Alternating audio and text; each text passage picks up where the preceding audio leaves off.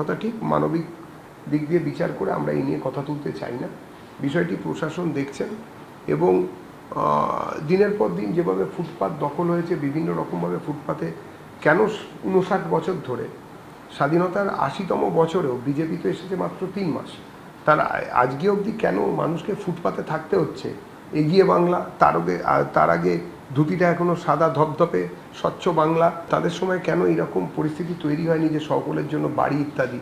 তারাও তো একটা ভারত সরকারকে পথ দেখাতে পারতেন, কেন হয়নি তার উত্তর এখন তাদের দিতে হবে।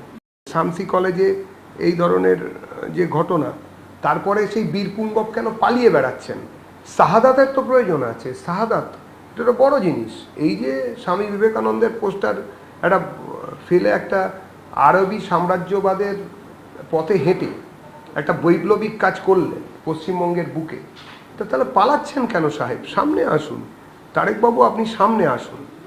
আমরা তো বলছি চলে আসুন শিগগিরই ঝটপট, তারপরে দেখা যাবে আপনার শাহাদাত কোথায় থাকে। হয়তো উনি সেই সময় ভুলে গিয়েছিলেন যে পশ্চিমবঙ্গে আর কোনো আকবর কিংবা জাহাঙ্গীর কিংবা অন্য কোনো সুলতানি শাসন নেই।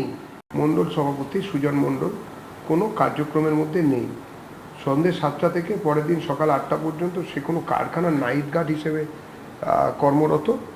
সে এই ঘটনার সঙ্গে যুক্ত কোনোভাবেই নয় বলে বিভিন্ন মহল থেকে দাবি করা হয়েছে।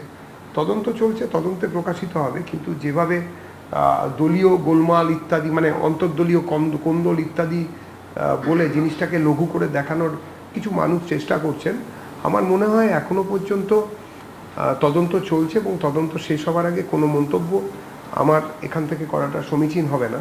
আমাদের প্রস্তুতি দরকার নেই, আমরা সবসময় প্রস্তুত, উই আর এভার রেডি। যখনই বলবেন তখনই ভোট হবে, তখনই আমরা ভোটে রাজি আছি। আমাদের কিছু এসে যায় না, কোনো কিছুতেই কোনো কিছু এসে যায় না, আমরা তৈরি। শুধু যারা পুরনো বাম, যারা পরে বাম, যারা আগে অন্য কিছু, তারা একটুখানি ভাবুন। কেননা লেনিনগ্রাড কিংবা স্ট্যালিনগ্রাড এইসব নিয়ে অনেক আলোচনা তো হলো, পরে দেখা যাবে।